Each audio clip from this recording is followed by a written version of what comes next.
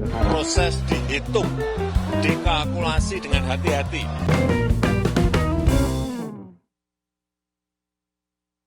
Oke, baik. Ketemu lagi kita dalam ORI, obrolan ringan komunikasi. Kali ini masih sama saya, Seta, ada Pak Eko, ada Pak Saino. Ini di bulan apa nih, Juli ya, akhir bulan Juli ini banyak peristiwa yang terjadi nih, ya, terutama tentang yang berkaitan dengan pemilu 2024 nanti ya. Nah, capres-capres ini sudah mulai eh, apa Kelas. ya ya semakin semakin pergerakannya ini semakin ini ya, walaupun masih masih belum jelas juga siapa nanti yang, apakah tiga-tiganya nanti yang sudah dicapreskan itu akan maju, terus siapa juga cawapresnya masih menarik nih untuk dicermati nih. Gimana Pak saya melihatnya yang baru-baru ini terjadi, gimana Pak saya? Ya, saya sih melihat kembang yang muncul, saya sebut istilah kembang-kembang 2024 ini. Jadi masih banyak muncul kembang-kembangnya. Kita belum tahu ini tanamannya kayak apa, buahnya kayak apa. Kembang itu misalnya dilihat, saya melihat kejadian terakhir misalnya. Baru kembang doang berarti Pak saya? Iya, baru kembang ini. Baru. Kita lihat Menteri Koordinator Perekonomian Erlangga Hartarto, Oh ya. yang Ketua Umum Golkar diperiksa di Kejaksaan. Ini mengingatkan sama peristiwa ketika Johnny G. Plate diperiksa Kejaksaan. Meskipun kita belum tahu endingnya nanti seperti apa, apakah sama atau tidak. Kemudian kemarin, kebetulan saya tinggal di Bogor ya, kabupaten. Kemarin ada Ganjar datang ke Bogor, bahkan ketemu Sandiaga di rumah juga sih, rumahnya keluarga Ahmad Yasin. Kemudian terakhir saya baca soal katanya calon wakil presidennya baca pres Anies Baswedan sudah semakin kuat, tapi juga belum tahu. Itu tiga hal itu yang saya lihat belakangan ini. Nggak tahu Mas Eko apa aja mengingatkan tersebut. Dari kemarin gitu mulu Pak, udah dekat nih nanti diumumkan, udah tergambar nih gitu, tapi belum. Tapi kemarin Pak Anies ketemu sama Bu Susi ya di Pangandaran. Ini kan menarik, Bu Susi ini dideketin oleh semua juga kayaknya. Iya. Terus Pak Prabowo sebelumnya gitu ya. Ya, kemudian siapa yang lagunya lagi ngetop ini, Pan. Oh Pak Zulkifli ya. Itu juga datang ke sana ke Pangandaran. Ke Pangandaran. Jadi ikon khusus juga yang menarik gitu. Kenapa semua datang ke sana? Kalau tidak ada alasan-alasan tertentu yang kita juga belum tahu alasannya seperti apa. Berarti masih jadi magnet juga ya Pak si Bu Susi ini Pak? Oh, kalau melihat bahwa dia idola kelas bawah ya jelas ini jadi magnet. Idola masyarakat rakyat jelata yang tidak berasosiasi dengan parpol misalnya. Kan selama ini kalau ngomong rakyat kecil asosiasinya ke PDIP ya, sebagai partainya wong cilik. Nah, Bu Susi ini kan tidak punya parpol, tapi dia tetap menjadi ikonnya Nelayan ini, nelayan. Menarik, nelayan, apalagi nelayan itu kan yang tidak sedikit. Ya. Itu sih. Pak Eko gimana melihatnya Pak Eko? Kalau dalam penilaian saya tidak salah, yang agak kenceng ini Ganjar dan Anies, karena dua pihak ini secara psikologis pertarungannya lebih kuat ya di hari pertama di para pendukungnya dibandingkan Ganjar dengan Anies. Kayaknya tingkat tingkat friksinya itu kuat Anies dengan Ganjar atau Ganjar dengan Anies. Ya ini tentu dan karena latar belakang keduanya ini kan ini babak kedua dari cebong dan kampret, ya kan? Babak kedua dari cebong dan kampret. Walaupun cebong dan kampret sudah pernah gabung jadi cepret, ya kan? Ketika Prabowo masuk ke gerbongnya Jokowi, seharusnya itu sudah tidak ada lagi tuh cebol dan kampret. Tapi sekarang juga bermetamorfosis, ya kan. Sekarang kalau saya melihatnya, memang ini sisi adalah sesuatu yang sangat apa ya? Menurut saya perangnya tuh perang dalam tanda kutip ya. Perangnya itu lebih bakal seru karena kan tidak ada petahana di sini ya. Di mana Jokowi udah habis Oktober 23 kalau nggak salah. Nah itu bisa dikonsek lagi masa jabatan itu sudah selesai, artinya petahana sudah tidak ada dan semua di Pertamina itu dari nol. Ya, tetapi kan kita juga melihat efek-efek yang lain sehingga sempat kita diskusi on air ini bahwa ternyata isu-isunya menjadi apa ya, saya jadi kurang cerdas. Nah ini dinamika awal ya tadi istilahnya warming up, pertandingan belum dimulai tapi mereka sudah melakukan laga-laga tanding ya. Kita melihat kunjungan beberapa partai ke markas lain ya, seperti PAN sudah sowan ke PDP dan PDP berencana bakal sowan ke ASPAR. Begitu juga PKB ya kan, PKB yang seolah-olah mulai dalam tanda kutip cari format baru setelah kelihatannya dengan Prabowo juga apa ya, ada goncangan-goncangan sedikit dan semua tentu akan mencari sekoci supaya kalaupun tidak menjadi cawapres minimal jatah menterinya itu bertambah. Jadi ini saya mulai baru pertandingan pemanasan Pak, pada titik pada pertandingan yang sejatinya. Tapi justru malah menurut saya menarik untuk dicermati sekarang karena politik kita itu kan kadang berakhir dengan bagongkan kan tunggal ya. Kadang-kadang yang pemula berkata seperti ini ternyata filosofinya lain. Jadi panggung di muka dengan panggung politik kan selalu beda. Nah, kalau dilihatnya dari kemarin kan, kalau dilihat dari tanda-tandanya nih dari sebuah peristiwa-peristiwa yang terjadi ini kayak kemarin terakhir malah Pak Jokowi itu kan ke mana namanya? Pak Jokowi ke Pindad ya bareng Menhan tuh. Menhan dinyopirin Pak Jokowi dan Ibu Iriana, di sampingnya ada Erick Thohir nih. Kayaknya bisa banyak yang melihat bahwa wah jangan-jangan nih Pak Menhan bareng ininya juga sama Pak Erick Thohir nih nanti wakilnya nih, karena ada di sampingnya kan itu. Ada yang melihat seperti itu ya. Terus juga kalau di tempatnya siapa namanya di Pak kelompoknya Pak Ganjar kan kalau udah itu kan koalisinya dengan P3 ya. P3 itu kan pemenangannya kan Pak Sandi Uno kan ya. Jadi melihatnya gimana Pak Sae? Apakah ini sudah mulai memperlihatkan nanti yang akan jadi wakil-wakilnya atau gimana Pak? Kalau semuanya melihatnya masih sebagai itu paling menjajaki ya, paling menawarkan mungkin juga saya punya ini, Anda butuh apa, Anda punya apa, saya punya ini, mungkin seperti itu. Dan kan nanti endingnya tetap saja yang menentukan adalah partai. Maka individu punya suara. Yang agak berbeda sekarang adalah meskipun mereka tidak punya suara langsung, mereka punya kedekatan. Misalnya Sandiaga Uno punya kedekatan dengan P3, Erick Thohir punya kedekatan influencer. Bisa jadi juga itu berdampak ke nasional pemilihan. Selain ya dua orang ini memang dua orang yang mempunyai amunisi yang besar untuk maju di Pilpres mendatang.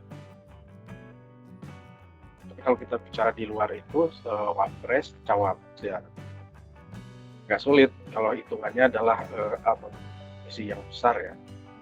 Karena yang lain itu relatif tidak punya amunisi terlalu besar kecuali mungkin AHY lah, AHY yang relatif besar lah untuk amunisi. Itu sih saya melihatnya begitu. Eko gimana? Tapi satu lagi ya, kalau kita bicara Ya, tanda-tanda publik ketika ketika Budiman Sujatmiko ke Oh Pan- ya, Kalau menarik ya, juga tuh. biasa. Kalau dalam kesempatan banyak saya itu silakan nanti. saya melihat manuver capres ya juga cukup kelihatan, walaupun ada yang masih malu-malu kucing atau jenis-jenis merpati, ya kan? Tetapi manuver-manuvernya sudah bisa dilihat. Sebagai contoh, bagaimana Risto berkata dengan Jokowi masih kita lihat Jokowi kemarin siapa? Ini kan tipikal yang ya mungkin ada yang bilang dari tebak, tapi beberapa pendapat mengatakan Jokowi itu seperti bahasa pemain sepak bola bermain tanpa bola gitu, walaupun bolanya kadang-kadang mengikuti dia gitu. Maksud saya gini, ketika kita bahas mengenai cawapres itu si capres akan mempunyai kriteria tersendiri. Di Ganjar mengatakan capres itu buat bekerja bemper, dia harus bisa bekerja, syukur dia punya jaringan bisnis internasional dan kurang seperti itu. Dan kalimat itu juga mengarah ke Erick Thohir. Tetapi sekali lagi Erick ini kan ibaratnya di antara capres saat ini yang banyak digadang-gadang, karena menurut pendapat saya pribadi lah, dia cara jaringan dia kuat, cara finansial juga masih oke, dan secara politis dia buat strategis bagaimana manajemen PSSI. Nah, PSSI ini kan organisasi yang dalam tanda kutip menjadi perhatian penting. Jadi jika membuat sesuatu kami positif, diharapkan menunjukkan jalan positif. Walaupun saya yakin sepak bola berbeda dengan politik. Meskipun mereka cinta sepak bola PSSI, itu mereka memilih Erick Thohir. Ya, Gitu Pak. kenapa seperti itu? Ya, saya belajar dari almarhum Kiai Jainuddin MZ dengan gaya sejumlah umat, ya kan, yang dieksekusikan partai bintang reformasinya banyak dipilih oleh umat Islam.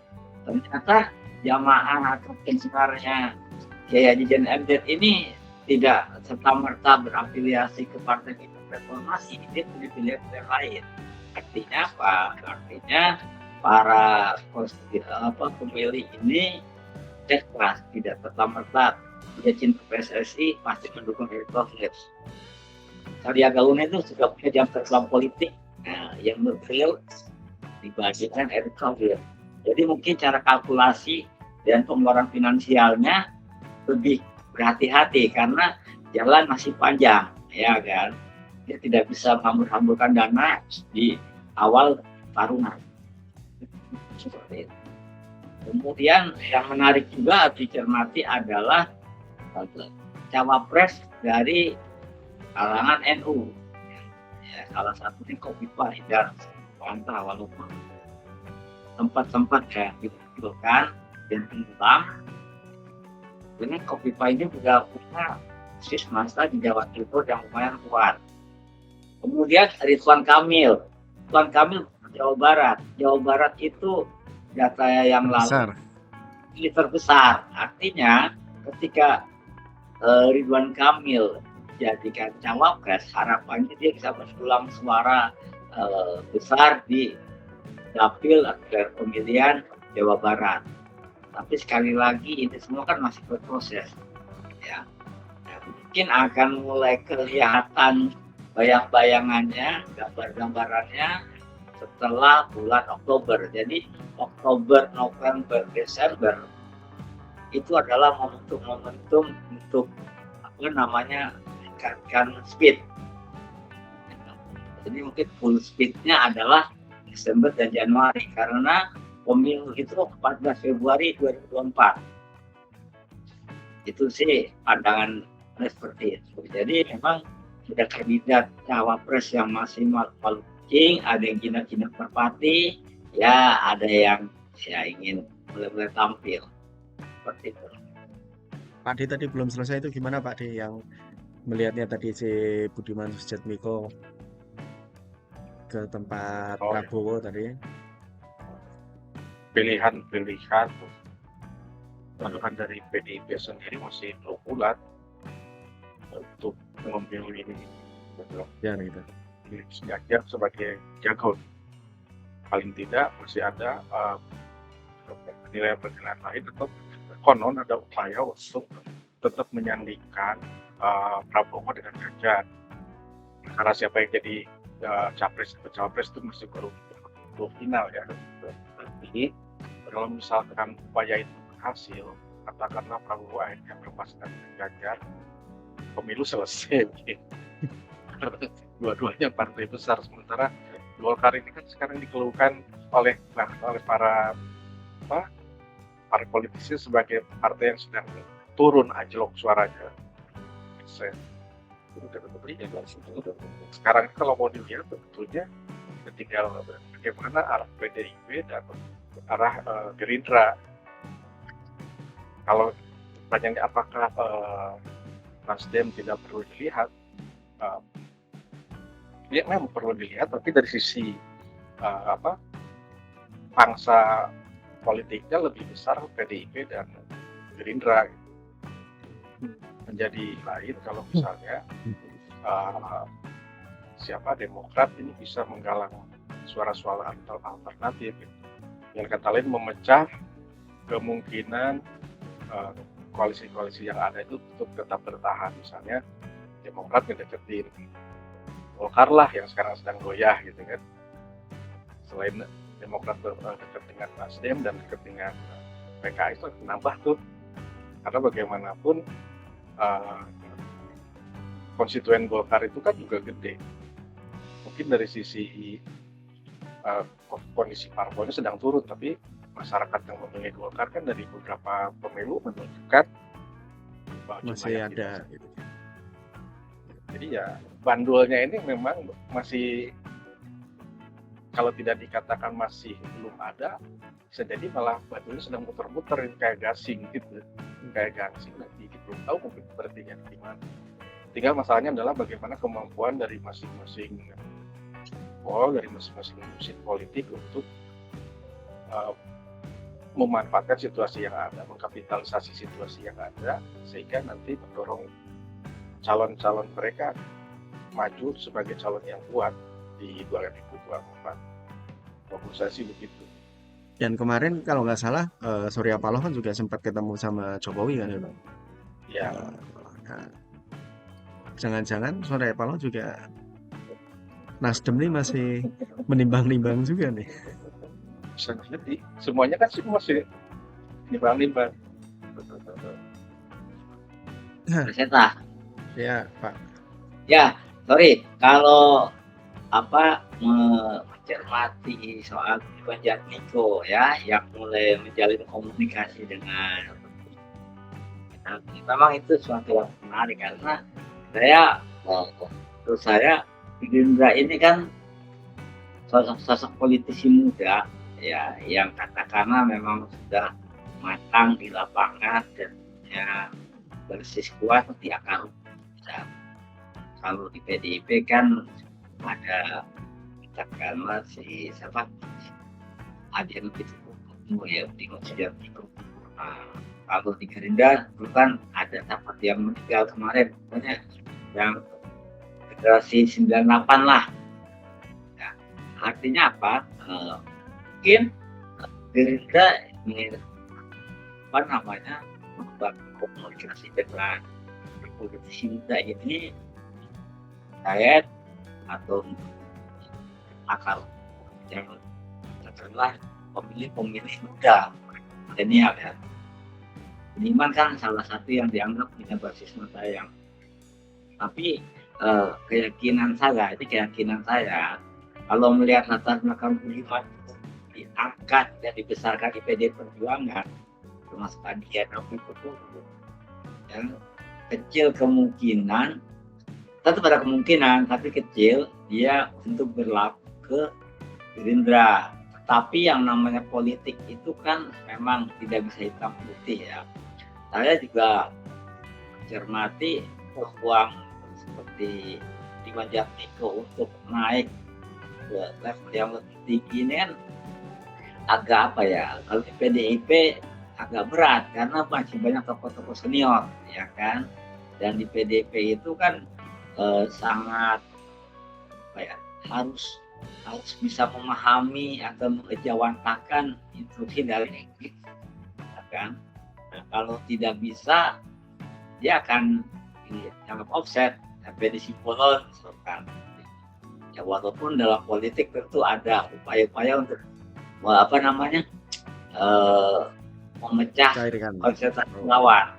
Tapi artinya dugaan saya sih Diman Jatmiko hanya sedang membangun komunikasi, tidak akan dia berlaku ke Gerindra ya. Nah, ini adalah PR buat siapa? Ya PR buat partai-partai lain ya kan. Gimana dia bisa mencari atau merekrut si muda. Itu ada kalau nggak salah tisipan ya, apa yang si muda itu